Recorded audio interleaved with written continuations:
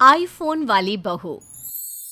अब सालों से पति के पीछे पड़ पड़कर संध्या ने फाइनली गिफ्ट में आईफोन ले ही लिया है।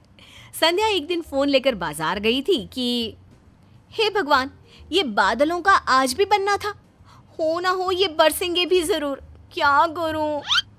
तभी संध्या को एक आइडिया आता है और वो बैग में से एक पन्नी निकालती है, फिर एक और 2, 4, 5, 10 पन्नी में लपेटकर वो घर आती है तो हाय रे बहू, मैं तो मरते मरते बची हूँ।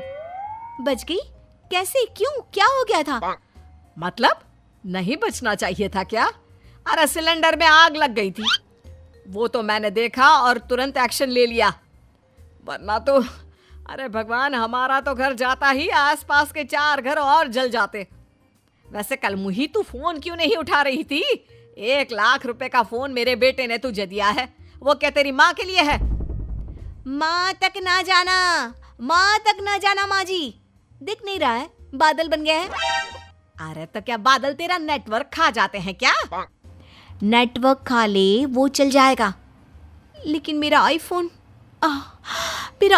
तो सेफ रहना चाहिए, समझ गई ना माँ जी? अच्छा, तो कहाँ सेफ रखा है अपना फोन, जरा दिखा ना। माँ जी, फोन नहीं, वो आईफोन है। अरे आई हो, डब्लू हो, एक्स हो, मुझे क्या करना है? मेरी तो मुसीबत में तूने फोन नहीं उठाया ना। बहू को तो फोन का इतना भूत सवार हो जाता है कि वो काम करते वक्त भी न जाने इतनी देर से फोन में कोई मैसेज तक की बेल नहीं बजी। कहीं मेरा फोन डेड तो नहीं हो गया ना? वो बार बार फोन देखती, तभी उसकी सहेली का फोन आ जाता है। क्या हाल है? मैं बस ना फोन के पास ही थी कि तेरा फोन आ गया। क्यों, घर का काम निपटा लिया क्या? अरे रश्मि, यहाँ तो घर का काम खत्म होने पर ही नहीं आता, क्या करूं? मैं तो काम करके बस रेडी हो रही थी, आज कुछ सेल्फी वेल्फी लेने का मन है। अच्छा। मेरे फ़ोन में तो ऐसे ऐप है कि सेल्फी के लिए तैयार होने की भी ज़रूरत नहीं होती, सारा मेकअप अपने आप। अच्छा, तू रुक, मैं ना तुझे अपने फ़ोन का कमाल दिखाती हूँ।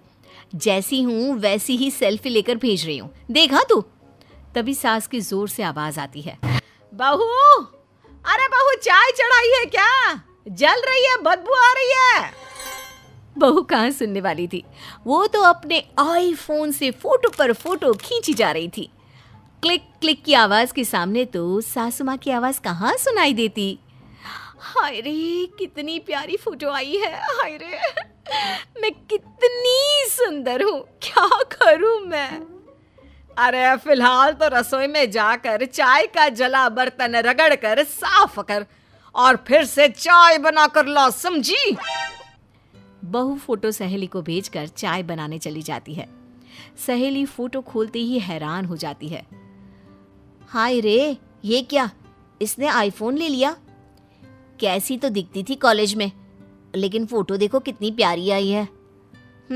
है भी तो आईफोन ना, काश मेरे पास भी आईफोन होता। उधर रश्मि सास के साथ किचन में काम कर रही थी, लेकिन उसका मन तो यही सोच रहा था कि कैसे सहेली का रिस्पॉन्स रहा होगा उसका आईफोन का फोटो देखकर। किसी तरह काम निपटाकर सासू माँ मैं ना अब भी आई। हाँ, जा रही होगी वो फोन की शक्ल देखने, है ना? उसे देखे बिना तो तेरा खाना हजम नहीं होता। अरे न जाने रवि ने क्यों दिला दिया तुझे। हाँ, क्यों दिला दिया? मैं तो सिर्फ घर का काम करने के लिए हूँ ना, आईफोन तो आपको दिला देना चाहिए था, है ना? और फिर एक दिन, बहू, घर पर पोछा लगा ले, आज काम वाली नहीं आएगी। हाँ ठीक है। रश्मि पोछा लगा रही होती है कि गलती से वो फोन जमीन पर रख देती है। पीछे से उसकी बेटी खिलौने वाली साइकिल लेकर फोन पर चढ़ जाती है। हल्की सी बच्ची और हल्की सी साइकिल से फोन का तो कुछ नहीं होता, लेकिन ये देखकर हमारी रश्मि भड़क जाती है और बच्ची को जोर जोर से डांटने लगती है, जिससे बच्ची डर कर दादी के पीछे चली जाती है। ये क्या है रश्मि? माँ जी, ये बिना देखे मेरे आईफोन पर चढ़ गई, आज मैं इसे नहीं छोड़ने वाली।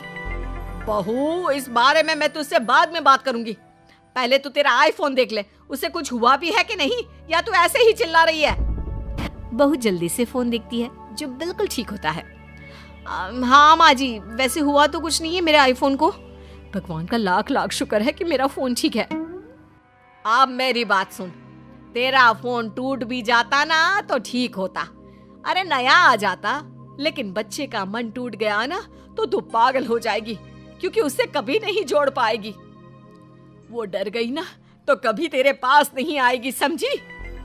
लेकिन बहू को सास की बात सुननी ही नहीं थी।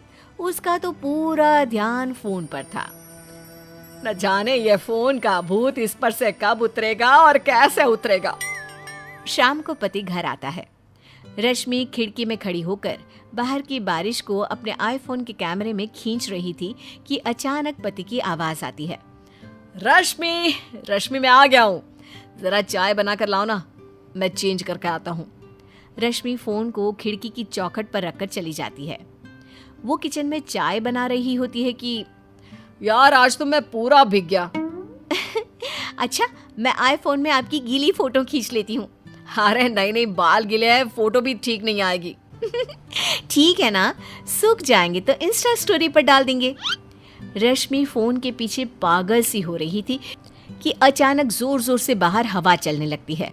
बहू, हवा चल रही है, जरा ऊपर से कपड़े उतार कर ले आ। हाँ माँ जी, मैं जा रही हूँ। बेटा जरा सारे घर के दरवाजे खिड़की बंद कर ले, नहीं तो हवा से बाहर का कचरा घर के अंदर आ जाएगा।